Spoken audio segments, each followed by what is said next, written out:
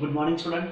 हम chemical kinetics topic को short में रिवाइज करेंगे और एनसीईआरटी के क्वेश्चंस को सॉल्व करेंगे। ठीक है। सो काइनेटिक्स का मतलब क्या होता है भाई? Just movement. मतलब जब भी हमारे पास कोई केमिकल रिएक्शन हो रही है, जो हमारे पास भाई कुछ रिएक्टेंट थे और ये रिएक्टेंट इसमें कन्वर्ट हो रहा है, प्रोडक्ट में कन्वर्ट हो रहे हैं, तो किस स्पीड से, किस रेट से हमारा रिएक्टेंट प्रोडक्ट के अंदर कन्वर्ट होता है, यह हमें काइनेटिक्स के अंदर क्या करना है? स्टडी करना है। मतलब what is the real application of chemical kinetics? Just to find out speed of the reaction. Reaction का स्पीड हमें फाइंड आउट करना है। और स्पीड पे हम क्या बोलते हैं भाई? स्पीड पे हम बोलते हैं रेट्स। सिंपल, हम स्पीड को क्या बोलते हैं? रिएक्शन का रेट। और ये रिएक्शन का रेट हमें क्या करना है? काइनेटिक्स के अंदर फाइंड आउट करना है। देखो हमारे पास नंबर ऑफ टाइप्स की रिएक्शन होती है। जैसे कि मान के चलो कि भाई, जैसे कि हमारे पास न्यूट्रलाइजेशन रिएक्शन है ना? क्या है हमारे पास? Neutralisation reaction. सेकंड हमारे पास रिएक्शन है that is corrosion of Fe। Iron का करोजन हुआ है। या थर्ड हमारे पास रिएक्शन है भाई that is formation of hole. अगर आप इन तीनों में अगर क्या करते हो भाई, न्यूट्रलाइजेशन में आपने क्या किया भाई? स्ट्रॉन्ग बेस को ऐड कर दिया स्ट्रॉन्ग एसिड के अंदर, क्या बन गया भाई? सॉल्ट एंड वाटर बन गए, है ना? उसके बाद क्या भाई? करोजन, क्या हो गया? रस्ट फॉर्म हो गया, है ना? मतलब Fe का कन्वर्जन किसमें हो गया होगा भाई? Fe2O3 के अंदर हो गया होगा, है ना? या फॉर्मेशन ऑफ कोल, या just allotropic transformation of carbon. तो इन तीनों में भी आपको ये ऑब्जर्व थिंग मिलेगी कि ये जो रिएक्शन है वेरी हाई स्पीड रिएक्शन है। ये रिएक्शन बहुत फास्ट होती है, ये रिएक्शन बहुत स्लो होती है। और इसका अगर आप देखोगे तो ये रिएक्शन आपकी कैसे होगी? मॉडरेट स्पीड से होगी। ये रिएक्शन कैसे होगी? मॉडरेट स्पीड से होगी। मतलब हर एक केमिकल रिएक्शन का जो स्पीड है उसी को हम आगे भाई रेट बोलने वाले हैं। ये रिएक्शन का स्पीड और रिएक्शन का रेट क्या होता है? अलग अलग। देखो थर्मोडायनामिक्स में हम क्या करते हैं भाई? रिएक्शन की एनर्जी फाइंड आउट करते हैं, है ना? रिएक्शन एंडोथर्मिक है, एक्सोथर्मिक है, किसमें कितनी हीट इन्वॉल्व होगी, ये थर्मोडायनामिक्स में आता है। लेकिन काइनेटिक्स के अंदर आता है भाई, we can find out the reaction speed. Reaction का स्पीड देखो, आप देखो भाई, जैसे कि कोई बॉम्ब का एक्सप्लोजन, कितनी ज्यादा एनर्जी होती है, वो कितनी फास्ट रिएक्शन होती है। तो इस टॉपिक के अंदर हम रिएक्शन का स्पीड, जिसे हम क्या बोलते हैं? रेट, हम क्या करते हैं भाई? कैलकुलेट करते हैं। ठीक है। तो वन बाय वन इसके अंदर के जो टॉपिक्स है शॉर्ट में रिवाइज करेंगे और आगे एनसीईआरटी के जो एक्सरसाइज है उस एक्सरसाइज को भी हम क्या करेंगे? सॉल्व करेंगे। ठीक है बच्चों।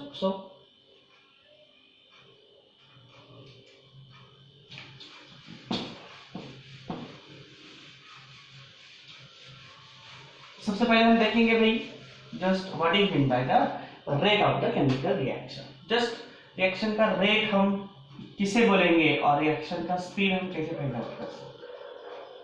मान के चलो भाई, मेरे पास ये रिएक्टेंट है और ये रिएक्टेंट प्रोडक्ट में कन्वर्ट हो रहा है और इसको मैं with the help of graph explain करूंगा। ये इस तरफ मेरे पास क्या है भाई? कॉन्सेंट्रेशन है और इस तरफ मेरे पास क्या है भाई? टाइम। बहुत ही इनिशियल टाइम पे, जब रिएक्शन बहुत ही इनिशियल टाइम पे होती है तो यहाँ पर बहुत ज्यादा क्या होगा भाई? रिएक्टेंट का कॉन्सेंट्रेशन। धीरे धीरे क्या होगा बोलो? धीरे धीरे क्या होगा भाई? रिएक्शन जब भी प्रोडक्ट में कन्वर्ट होगी तो यहाँ पे हमारे पास रिएक्टेंट का पूरा कन्वर्जन इसमें कन्वर्ट हो जाएगा भाई? प्रोडक्ट में कन्वर्ट हो जाएगा। ठीक है। और एट द सेम टाइम जब रिएक्टेंट का कॉन्सेंट्रेशन कम हो रहा है तो सेम टाइम प्रोडक्ट का कॉन्सेंट्रेशन इनिशियली क्या था भाई? 0 का। और धीरे धीरे धीरे क्या होगा बोलो? बोलो, प्रोडक्ट का कॉन्सेंट्रेशन इंक्रीज होता जाएगा। ठीक है। तो ये रिएक्टेंट कम हो गया, ये प्रोडक्ट इंक्रीज हो गया। अगर आप देखोगे तो इस तरह के लाइन का अगर आप स्लोप निकालोगे तो भाई इसके लिए स्लोप कैसे होगा? नेगेटिव। इसके लिए स्लोप कैसे होगा? पॉजिटिव, है ना? आपको फाइंड आउट करना है भाई स्लोप, तो आप क्या करोगे भाई? Just take concentration difference versus time difference. और भाई हमारे पास क्या आता है? रेट की डेफिनेशन। हम रेट को कैसे डिफाइन करते हैं? रेट क्या होगा भाई? Change in concentration, change in concentration per unit time, just simply called as rate. मतलब हमारा जो रिएक्टेंट में उसका कितना कॉन्सेंट्रेशन, रिएक्टेंट का कितना कॉन्सेंट्रेशन प्रोडक्ट के अंदर कन्वर्ट हो गया, ठीक है, या changing concentration of reactant and product, है ना। क्या हो रहा है, रिएक्टेंट का कॉन्सेंट्रेशन, जैसे रिएक्शन आगे बढ़ेगी क्या होगा भाई, रिएक्टेंट का कॉन्सेंट्रेशन कम होगा और प्रोडक्ट का कॉन्सेंट्रेशन धीरे धीरे क्या होता है, इंक्रीज होता है, ठीक है। जितना ये डिक्रीज होगा उतना ये क्या होगा, इंक्रीज होगा।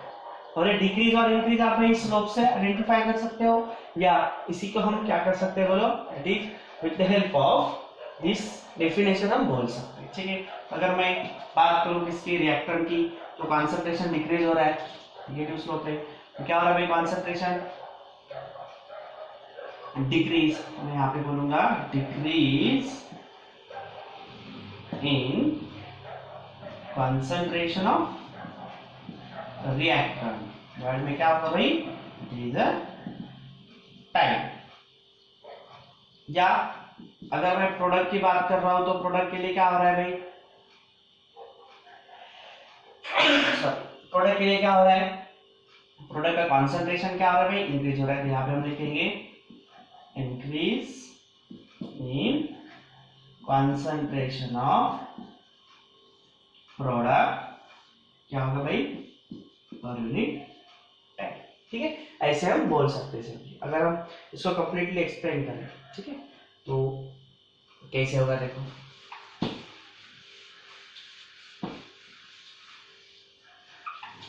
ना हमारे पास क्या था भाई, हमारे पास था दैट इज नेगेटिव, हमारे पास ये रिएक्टेंट प्रोडक्ट में कन्वर्ट हो रहा था, तो कॉन्सेंट्रेशन डिक्रीज हो रहा है, right.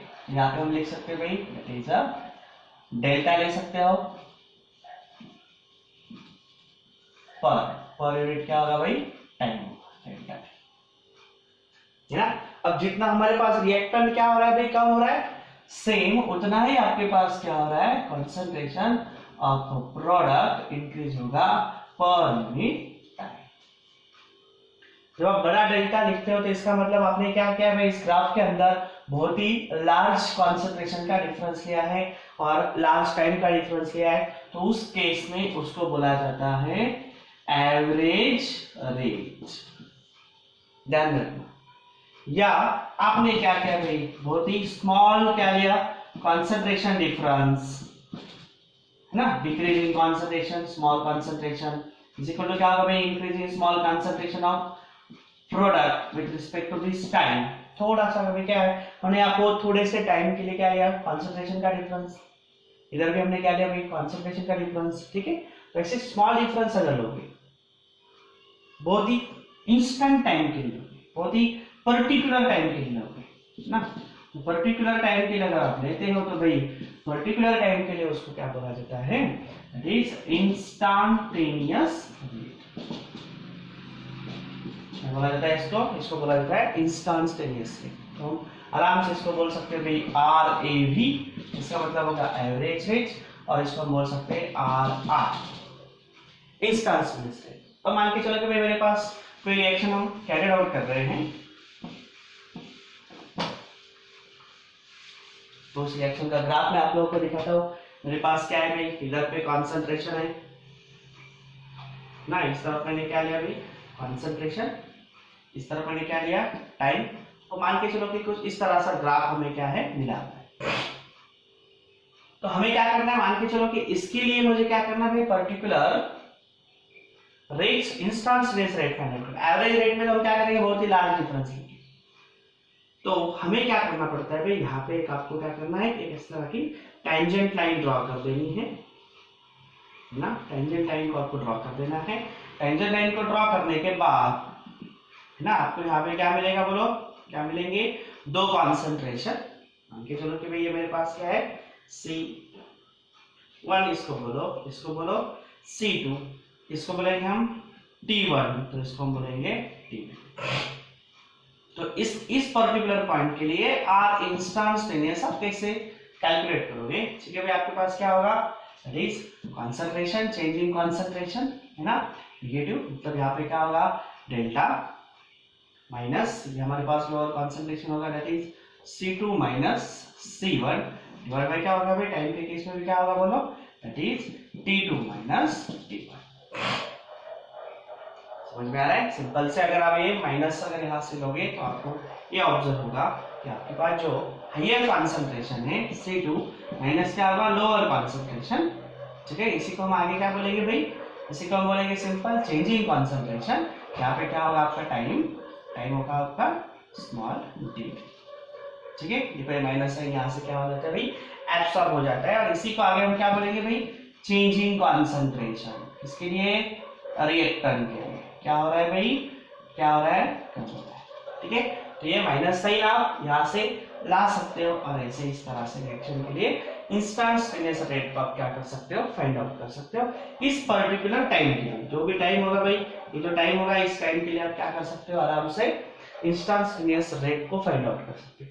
Average rate find out करना बहुत सिंपल है। एवरेज रेट में आप क्या कर सकते हो, कोई भी यहाँ से 2 पॉइंट डिसाइड करके ना, तो आर एवरेज आप फाइंड करोगे बहुत ही सिंपल तरीके से, changing concentration of this reactant with respect to time.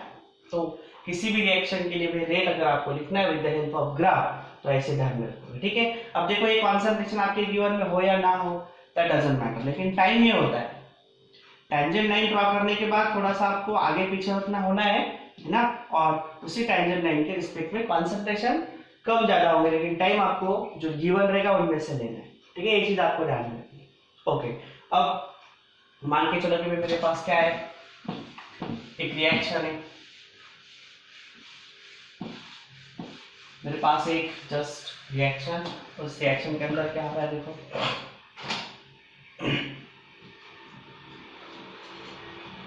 हमारे पास है मटेरियल A प्लस ना price B to give price. अब इस रिएक्शन के लिए हमें क्या करना है भाई, रेट लिखना है। ठीक है, तो ऑब्जर्व करने के बाद आपको ऐसे दिखाई दे रहा है भाई कि क्या होगा, कि जो स्टोइचियोमेट्रिक कोएफिशिएंट है वो A का 1 है, B का 3 है और 2 का 3 है, मतलब C का क्या भाई 2 है। क्या दिखाई दे रहा है, जब भी हमारे पास भाई एक पार्टिकल इसका कंज्यूम होगा, इसका रिएक्टेंट A का एक पर्टिकुलर इंस्टेंट, तब B के 3 पार्टिकल कंज्यूम होंगे। ठीक है, 3 पार्टिकल कंज्यूम होंगे, और ये जो C है, C के 2 पार्टिकल कंज्यूम होंगे। ये जब कंप्लीट रिएक्शन होगी तब इसका 1 मोल कंज्यूम होगा, इसका 3 मोल कंज्यूम होगा, इसका 2 मोल कंज्यूम होगा। इसका मतलब सिंपल सिंपल आप क्या बोल सकते हो, रेट ऑफ B क्या है भाई, rate of B is 3 times as compare to the rate of the A। A की कंपैरिजन अगर आप B के साथ करोगे तो B का रेट आपको 3 टाइम्स ज्यादा मिलेगा, और इसी A के साथ अगर आप C को कंपेयर कर रहे हो तो A के कंपेयर में इसका रेट आपका क्या होगा भाई, 3 टाइम्स ज्यादा होगा। तो इसी वर्डिंग वाले स्टेटमेंट अगर आप लिखोगे तो आप ऐसे लिख सकते हो भाई, है ना, rate is equal to, reaction का रेट इज इक्वल टू आप ऐसे लिख सकते हो, that is decreasing concentration of this A with respect to time is equal to क्या होगा भाई, बोलो -1/3। देखो ये 3 यहाँ पे मल्टीप्लाई था, उसको हमने इस तरह भेज दिया, है ना। Decreasing concentration of this B with respect to time is equal to, अब यहाँ पे क्या होगा भाई, एक के साथ कंपेयर कर रहे हैं हम, क्या होगा यहाँ पर 1/2 increasing concentration of C with respect to time। ये हमारे पास क्या हो गई, एक ओवरऑल रेट इक्वेशन। तो यहाँ पे जो सिंपल स्टोइचियोमेट्रिक कोएफिशिएंट है हम वो कहाँ पे लेंगे, हम वो डिवाइड में ले लेंगे। ठीक है ना, डिवाइड में ले लेंगे तो इसको देखने के बाद आपको ये पता चलता है कि, है ना, एक एक कंपेयर में क्या है, B का जो रेट है 3 टाइम्स ज्यादा है, एक एक कंपेयर में हमारे पास क्या है, बोलो C का जो रेट है, फॉर्मेशन का रेट है, वो क्या है 2 टाइम्स क्या है, ज्यादा है। ठीक है, तो इस तरह से हम कोई भी रिएक्शन के लिए क्या लिख सकते हैं, रिएक्शन का रेट लिख सकते हैं। ठीक है, चलो अब फाइंड आउट करते हुए हमारे पास रेट की यूनिट क्या होगी। पहले से हमने बताया रेट क्या होता है, रेट सिंपल चेंजिंग कॉन्सेंट्रेशन, और यूनिट क्या होता है, टाइम। कॉन्सेंट्रेशन की यूनिट क्या होती है भाई, मोलार, मतलब क्या होता है भाई, मोल पर लीटर, है ना। और हमारे पास भाई टाइम डिवाइड में, तो यहाँ पे क्या होगा, पर टाइम। आप टाइम को किसमें ले सकते हो भाई, you can take time in hour, minute, second, कुछ भी ले सकते हो, लेकिन ध्यान में रखना कॉन्सेंट्रेशन पर टाइम ये हमारे पास क्या होगी, रेट की क्या हो जाएगी, यूनिट हो जाएगी। जैसे कोई एक एग्जांपल लिखते हैं, मान के चलो कि भाई मेरे पास क्या है, सिंपल सी रिएक्शन है ना, सिंपल रिएक्शन ले सकते हो, स्पेसिफिक रिएक्शन में ले सकते हो। तो मैंने यहाँ पे लिया रिएक्शन, जस्ट मैं एक रेडॉक्स रिएक्शन कंसिडर करता हूँ, इसको रफ कर देता हूँ।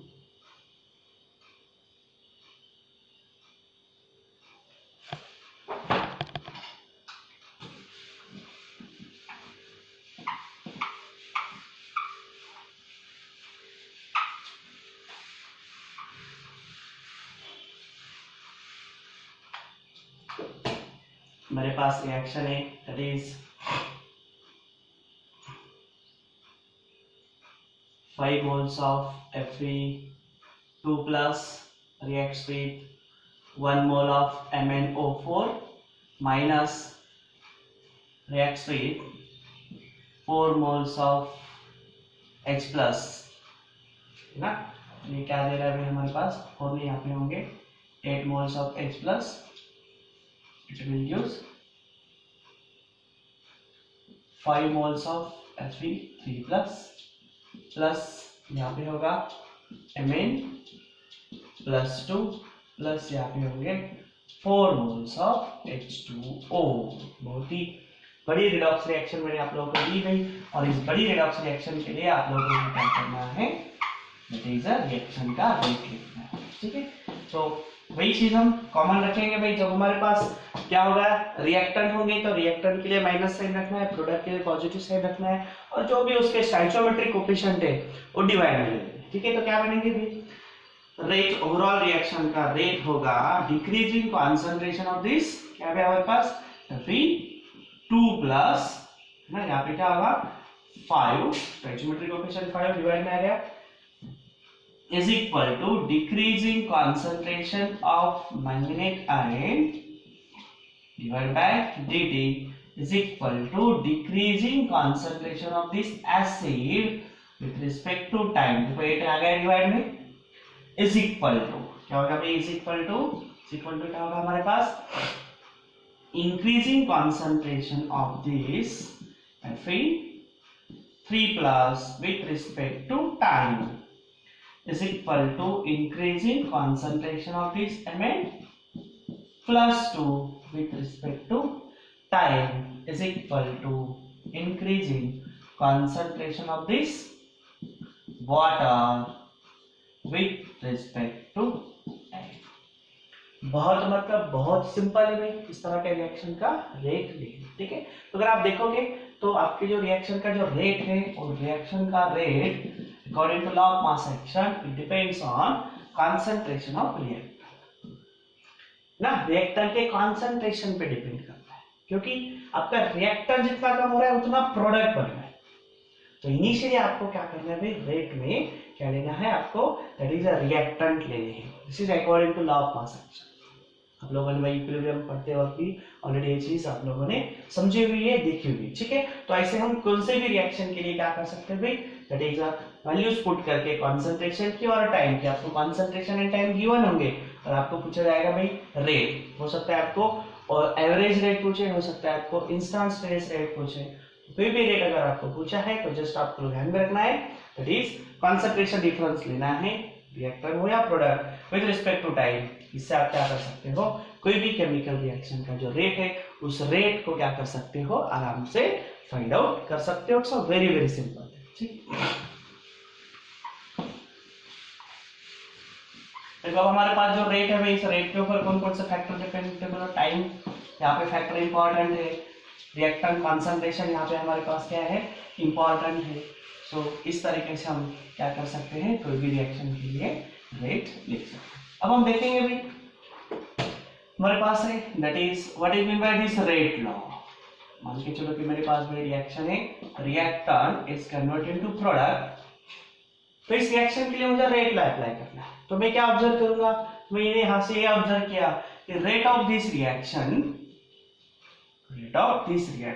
इज डिपेंड्स ऑन, इस पर डिपेंड कर रहा है भाई, that is a rate of this reaction is a directly proportional to concentration of this reactor। Raise to n। मतलब क्या है कि मेरे पास इस तरह का n क्या हो सकता है भाई, स्टोइचियोमेट्रिक कोएफिशिएंट हो भी सकता है या नहीं हो सकता। लेकिन rate law, according to rate law, rate का मतलब क्या होता है, speed. Rate of this reaction depends on the concentration of reactant.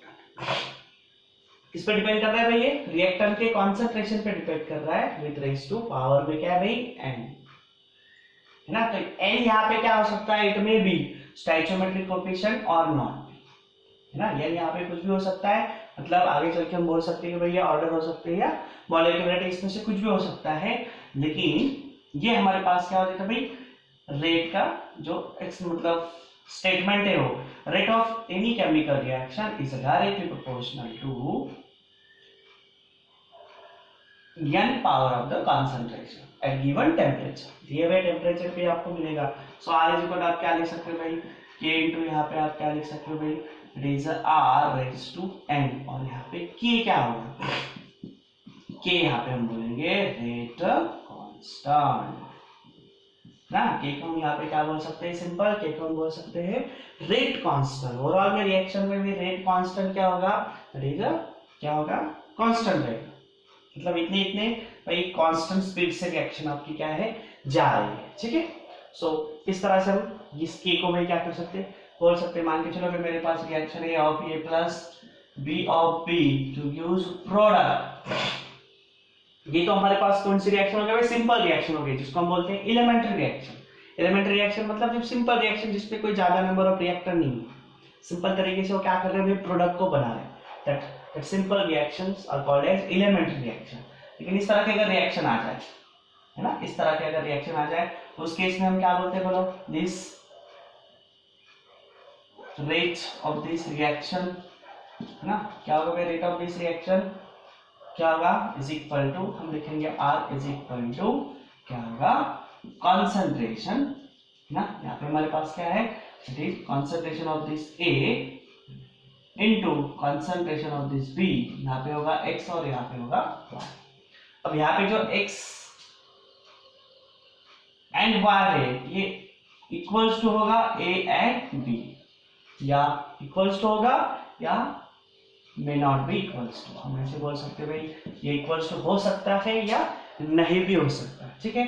तो अगर मतलब यहाँ पर जो पावर से आपके स्टोइचियोमेट्रिक कोएफिशिएंट के बराबर होगी या नहीं भी होगी, ठीक है ना। तो यहाँ पे आपको क्या कर लेना है भाई, यहाँ पे आपको x plus Y is equal to जो वैल्यू आएगी उसको हम बोलेंगे n, और इस n को हम क्या बोलते हैं भाई, ऑर्डर ऑफ द रिएक्शन। तो यहाँ पे हमारे पास में आगे चल के दो टर्म्स निकल के आती है, बहुत बहुत आईएमपी का सबसे ज्यादा रिपीटेड पार्ट, सबसे ज्यादा रिपीट हो गई कि what is mean by this order, what is mean by this molecularity. सबसे पहले तो ध्यान में रखना है ये आपके पास क्या है, experimental value, order through experiment निकाली हुई वैल्यू, बाय ग्राफ मेथड हो, इनिशियल रेट मेथड हो, इससे क्या किया जाएंगे, ऑर्डर को फाइंड आउट किया जाएगा। मॉलिक्यूलरिटी आपकी क्या है भैया, molecularity is your theoretical value, है ना। आपके पास ये क्या है, मॉलिक्यूलरिटी आपके पास एक थ्योरेटिकल वैल्यू है। थ्योरेटिकल वैल्यू मतलब सिंपल क्या मतलब होता है भाई, total number of reacting species, reaction हो रही है, कोलिजन हो रही है, तो total number of reacting species कितनी है, तो उस total number of reacting species के बेस पे उसको क्या बोला गया, दैट इज मॉलिक्यूलरिटी। लेकिन ये क्या है भाई, ऑर्डर क्या है, ऑर्डर एक्सपेरिमेंटली तो हो सकता है भाई ऑर्डर एंड मॉलिक्यूलरिटी इक्वल हो या ना भी हो, है ना। ओके, उसके बाद क्या है भाई, ये कैसे हो सकती है, जीरो हो सकती है, एक फ्रैक्शनल हो सकती है, कंप्लीट नंबर भी हो सकती है, but molecularity is a never and never zero. ये हमेशा क्या होगा, 1 2 3 4 हमेशा क्या होगा, एक कंप्लीट नंबर होगा, ध्यान में रखना है, ठीक है। क्या होगा हमारे पास, ये इट इज फ्रैक्शनल हो सकती है, जीरो हो सकती है, ठीक है। उसके बाद क्या है भाई, कंप्लीट नंबर भी हो सकती है, लेकिन इस केस में ऐसा नहीं होगा, क्योंकि ये आपके पास क्या है, एक्सपेरिमेंटल वैल्यू, मॉलिक्यूलरिटी का आपके पास थ्योरेटिकल वैल्यू। अब थ्योरेटिकली बता रहे केमिकल रिएक्शन लिखोगे बोर्ड के ऊपर, ठीक है, या पेज के ऊपर, और उससे आप बता सकते हो भाई क्या है, ठीक है। लेकिन आप लोग को ध्यान में रखना है जो हमारे पास क्या होती है, आरडीएस होती है। आरडीएस क्या हमारे पास, रेट डिटरमिनेंट्स।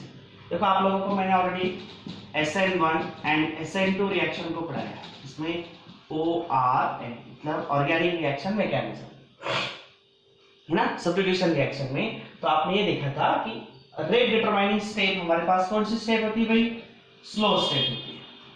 तो स्लो स्टेप में जो कॉन्सेंट्रेशन आ रहा है, वही कॉन्सेंट्रेशन का जो स्टोइकियोमेट्रिक कोएफिशिएंट आ रहा है, वही आपके पास क्या है, ऑर्डर है भाई, ठीक है। लेकिन मॉलिक्यूलरिटी में ऐसा नहीं होता। मॉलिक्यूलरिटी में क्या है भाई, total number of reacting species कितनी आ रही है, एक आ रही है, दो आ रही है, उसके अकॉर्डिंग हम क्या करते हैं, दैट इज मॉलिक्यूलरिटी को क्या करते हैं भाई, डिसाइड करते हैं, ठीक है। तो ऐसे सिंपल क्या है, इन दोनों के बीच क्या है, डिफरेंस है। तो आगे हमको क्या करना है भाई, first order reaction, second order reaction, third order reaction को क्या करना है, आगे जीरो ऑर्डर रिएक्शन का आगे क्या करना है, डिटेल में स्टडी, ठीक है। तो वन बाय वन हम क्या कर सकते हैं भाई, आगे ऑर्डर रिएक्शन का हम क्या कर सकते हैं, आराम से आइडेंटिफाई कर सकते हैं, ठीक है। तो यूनिट क्या होगा, आइडेंटिफाई। जैसे मान के चलो कि मेरे पास क्या है,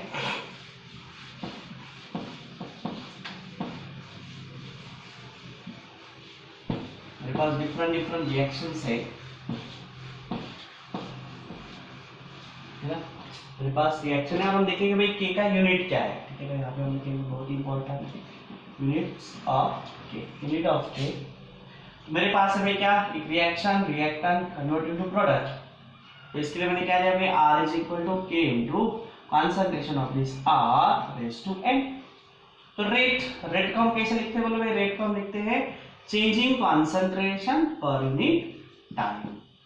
तो हमें इस के लिए फाइंड आउट करनी, ठीक है। सबसे पहले मैंने भाई n की वैल्यू क्या रखी, 0। तो मतलब यहाँ पे क्या होगा भाई, चेंजिंग कॉन्सेंट्रेशन, तो मैं यहाँ पे लिखूंगा concentration upon time is equal to क्या होगा, के फाइंड आउट करना है भाई। यहाँ पे क्या होगा, कॉन्सेंट्रेशन रेज टू 0। अब एनीथिंग पावर में क्या है भाई, 0। एनीथिंग पावर में 0 है तो उसकी वैल्यू क्या हो जाएगी बोलो, अगर कोई भी चीज हो और अगर आपके पास क्या है, कोई भी वैल्यू है, मान के चलो x है और पावर में अगर 0 है तो उसकी वैल्यू हमेशा क्या होती है, 1। तो मतलब ये क्या हो जाएगा, 1। तो हमारे पास k का यूनिट वही आ जाएगा जो रेट के यूनिट है ना, क्या होगा, मोल पर लीटर पर टाइम। अगर मैं n की वैल्यू क्या रखता हूँ भाई, 1, तो क्या होगा, मेरे पास होगा concentration upon time is equal to क्या होगा, रेट कांस्टेंट, यहाँ पे होगा भाई कॉन्सेंट्रेशन रेज टू 1। क्या होगा बोलो, इधर एक कॉन्सेंट्रेशन, इधर एक कॉन्सेंट्रेशन, दोनों कैंसिल हो जाएंगे। तो k इज इक्वल टू आपको क्या मिलेगा, जस्ट टाइम इनवर्स, ना। फर्स्ट ऑर्डर के लिए भी आपके पास जस्ट क्या मिलेगा, टाइम इनवर्स के लिए आपको ये क्या मिल जाती है, सिंपल वैल्यू मिल जाएगी, वेरी सिंपल, ठीक है, ठीक है। अब आगे अगर मैं n की वैल्यू क्या रख दूं, 2, अगर मैं n इज इक्वल टू 2 रख दूं तो क्या होगा बोलो, concentration upon time is equal to क्या होगा, रेट कांस्टेंट, यहाँ पे क्या होगा भाई, कॉन्सेंट्रेशन पावर, यहाँ से क्या होगा, कॉन्सेंट्रेशन कैंसिल हो जाएगा। तो k इज इक्वल टू क्या बचता है भाई, k इज इक्वल टू बचता है 1 अपॉन t यहाँ पे है और कॉन्सेंट्रेशन यहाँ पे, ठीक। तो क्या होगा यहाँ पर भाई, 1 अपॉन कॉन्सेंट्रेशन आप लिखते हो मोल पर लीटर में, ठीक है। और आपके पास यहाँ पे क्या होता है भाई, टाइम, ऊपर ले आएंगे तो क्या होगा आपका यूनिट यहाँ पे हो जाएगा, बोलो क्या हो जाएगा, बोलो यहाँ पर इट इज